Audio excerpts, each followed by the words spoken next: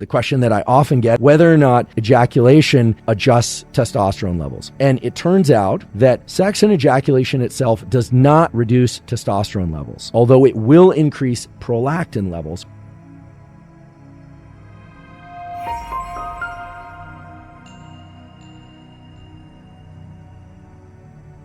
So testosterone promotes sex-seeking behavior, and the real question then is, does sex itself promote testosterone? And the answer is somewhat complicated, but the short version is yes. And as you recall, sex has multiple stages. So there's the physical act of sex, there's the seeking of sex, and then there's orgasm and ejaculation. Now, it's important to distinguish between these because whether or not sex itself increases testosterone depends on whether or not the male ejaculates. And this is very important to understand because on a previous episode, I mentioned how dopamine increases with sexual activity. Remember, dopamine and testosterone tend to increase linearly with one another. But then after ejaculation, there's a release of prolactin, and prolactin actually sets the refractory period in males during which he can't have sex again. And the duration of the refractory period will vary tremendously depending on how much and how long that prolactin release occurs. I also described how some people take vitamin B6. I'm not suggesting anyone do this, but take vitamin B6 in order to reduce prolactin levels and thereby reduce the duration of the refractory period. But getting at this question about testosterone and sexual behavior, it's important to distinguish between these different phases of reproduction or reproductive behaviors. So there are studies showing that sexual behavior itself can increase testosterone. There was a study published in 2011 from Escasa et al., Escasa. This is the stuff of textbooks. This is on PubMed. These are quality studies showing that men who observe sex,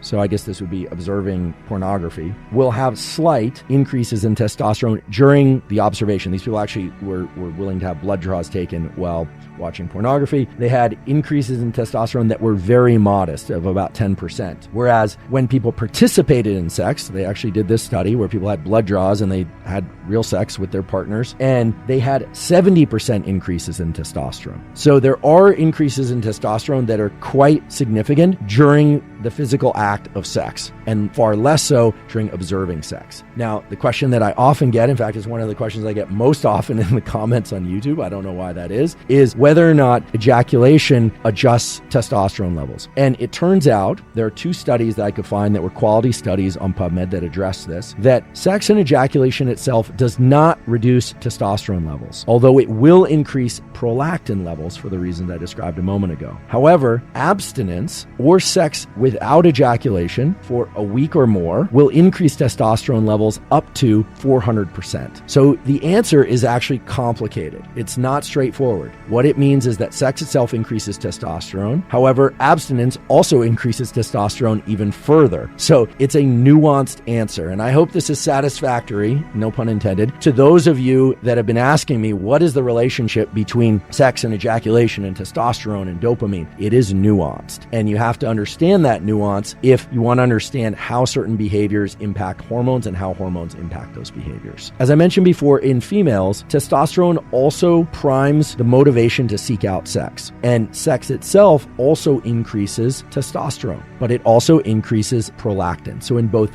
men and women, sex increases prolactin post-sex. It's just the way that the system works. It's that testosterone and dopamine increase in the seeking out and the behavior of sex, and then after sex, prolactin levels go up. There's kind of a quiescence. The whole nervous system is promoted towards calm, and this may actually have something to do with pair bonding and the encouragement of individuals to spend more time together to exchange different smells and hormones and maybe even pheromones. We're going to talk about pheromones in a moment. A few years ago, there was a lot of excitement about the hormone DHEA, which is mainly made by the adrenals. DHEA has been promoted as kind of a catch-all for increasing testosterone and estrogen in males and females. And indeed, DHEA will increase both testosterone and estrogen. This is something to be mindful of if you're thinking about taking DHEA or you're taking DHEA already. DHEA will increase both testosterone and estrogen, and the extent to which it increases one or the other will depend on whether or not you're starting off with more estrogen than testosterone, or whether or not you're starting off with more testosterone than estrogen, and whether or not you have a lot of aromatase. So for individuals that have a lot of aromatase being made by the testes or by body fat, if you take DHEA, there's a good chance that a fair portion of that is going to be shuttled towards estrogen production and not towards testosterone production. Whereas in individuals that have low levels of testosterone to begin with, high levels of estrogen, there's a good chance that the DHEA is going to promote mainly estrogen production. At least that's what I could find from the